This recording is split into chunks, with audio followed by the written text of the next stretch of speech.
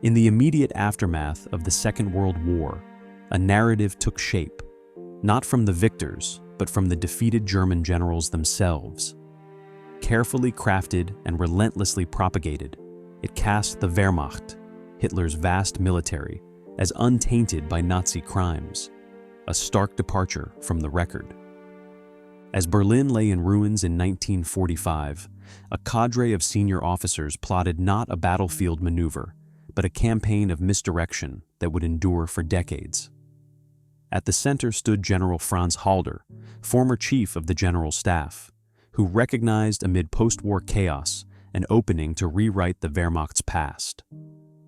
With Germany defeated and Allied focus shifting to the oncoming Cold War, Halder and his allies moved to sever the Wehrmacht from the regime's atrocities. They insisted the army had operated independently of genocidal policy, portraying it as a conventional, professional force uninvolved in the Holocaust or the mass killings on the Eastern Front. The new geopolitical order made this story useful. As the United States and Soviet Union emerged as rival superpowers, rebuilding West Germany became a strategic necessity for the West. The clean Wehrmacht narrative offered an expedient tool.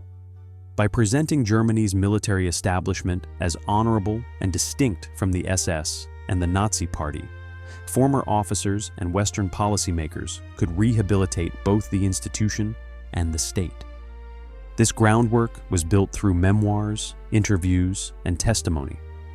Heinz Guderian, renowned armored commander and later chief of the Army General Staff, depicted the Wehrmacht as apolitical, loyal to the state rather than the party, and detached from crimes.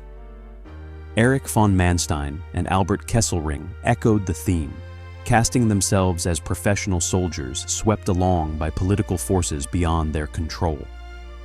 Their books and public statements shaped early public memory. Cold War priorities soon eclipsed a comprehensive pursuit of justice. The Nuremberg trials punished top Nazi leaders, yet many Wehrmacht officers evaded scrutiny. Some were even recruited by the Allies for anti-Soviet intelligence work, further fogging the moral boundaries of their wartime roles. The clean narrative smoothed their reintegration into public life, and eventually, the military. Distortion extended beyond print. Public speeches and interviews featured calculated omissions or outright denials. In 1948, Halder told American outlets that the military leadership neither knew of nor supported the Holocaust, claims flatly contradicted by evidence of Wehrmacht complicity. In the turbulence of recovery and the press of Cold War politics, such assertions often went under-challenged, allowing the myth to harden in both popular culture and early scholarship. After his release in 1947, Halder joined the U.S. Army Historical Division and became pivotal in producing more than 2,500 studies, later known as the Halder Files. These cast the Wehrmacht as an apolitical instrument, betrayed by Hitler's madness and the SS's brutality, while sidelining the Army's own role in crimes. Manstein amplified this framing in Ver-Lorraine Siege, Lost Victories, 1955, which recast the Eastern Campaign as a crusade against Bolshevism and skirted the systematic murder of Jews and other civilians. The bestseller reframed him as a brilliant strategist, unjustly tainted by association, and it shaped perceptions for years. In 1950, Halder and other senior officers drafted the General's Memorandum, aimed squarely at Western military and political elites. It emphasized Hitler's strategic blunders and absolved the Wehrmacht of moral culpability.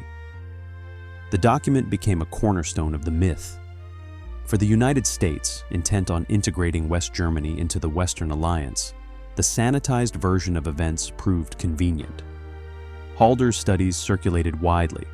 Manstein's narratives were mined for lessons learned. The result was a pragmatic but ethically fraught smoothing of Germany's rearmament path. Popular culture amplified the message.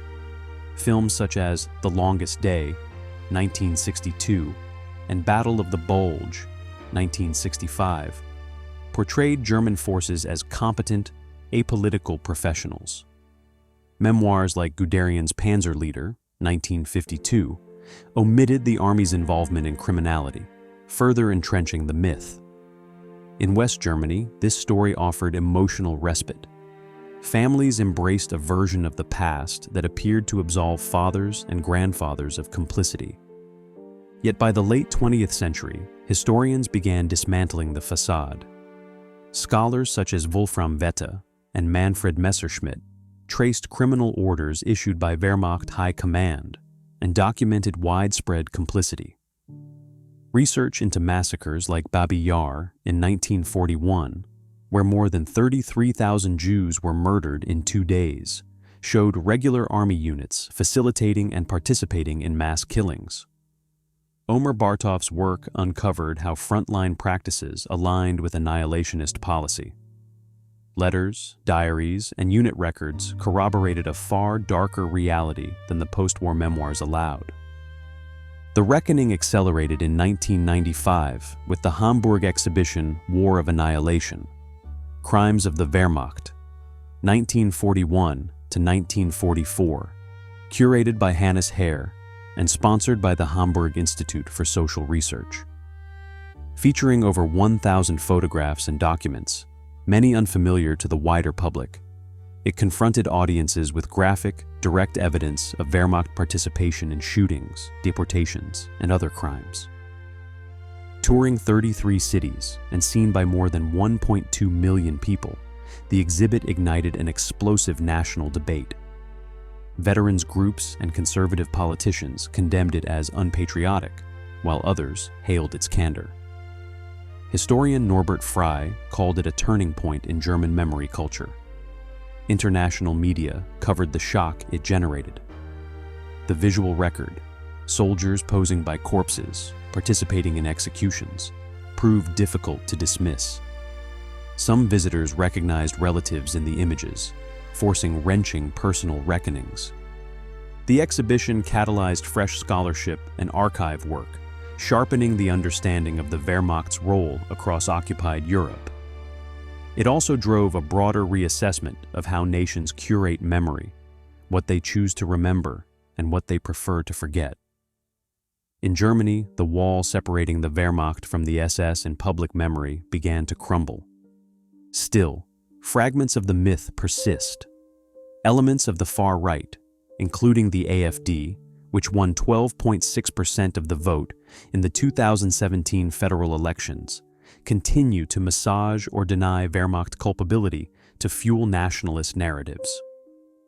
The discredited "just following orders" refrain, challenged at Nuremberg in cases like Wilhelm Keitel's, still surfaces to dilute responsibility and minimize crimes. The persistence of such arguments underscores the ongoing need for critical engagement with the past. Continued research keeps closing the gap between myth and record. Felix Romer's work with unit diaries in Kameraden, The Wehrmacht from Within, 2012, reveals internal discussions that contradict post-war claims of innocence and ignorance, showing how ordinary units internalized and enacted criminal policies.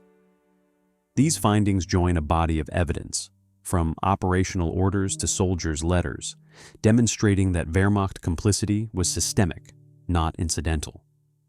The cultural sphere has shifted too. Films, literature, and public debates now grapple more directly with German responsibility.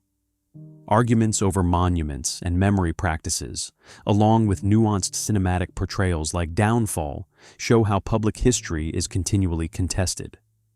The struggle over the Wehrmacht's image demonstrates that history is not just about the past. It shapes identities, politics, and moral horizons in the present. Ultimately, the clean Wehrmacht was not a spontaneous rumor, but a coordinated narrative, driven by key generals such as Halder and Manstein, abetted by Cold War utility, and amplified by memoirs and media. It served immediate post-war needs, but at the cost of truth and justice.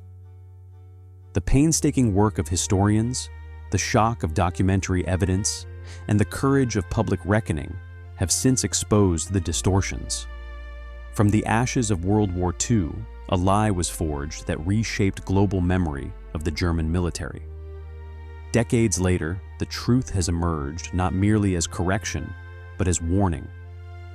The rise and unraveling of the clean Wehrmacht myth demonstrates the power and peril of manipulated narratives. Confronting such myths is not academic housekeeping, it is a moral imperative.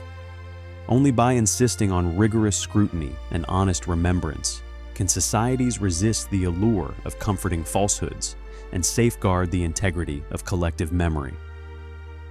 If you enjoyed this story, subscribe for more World War II history.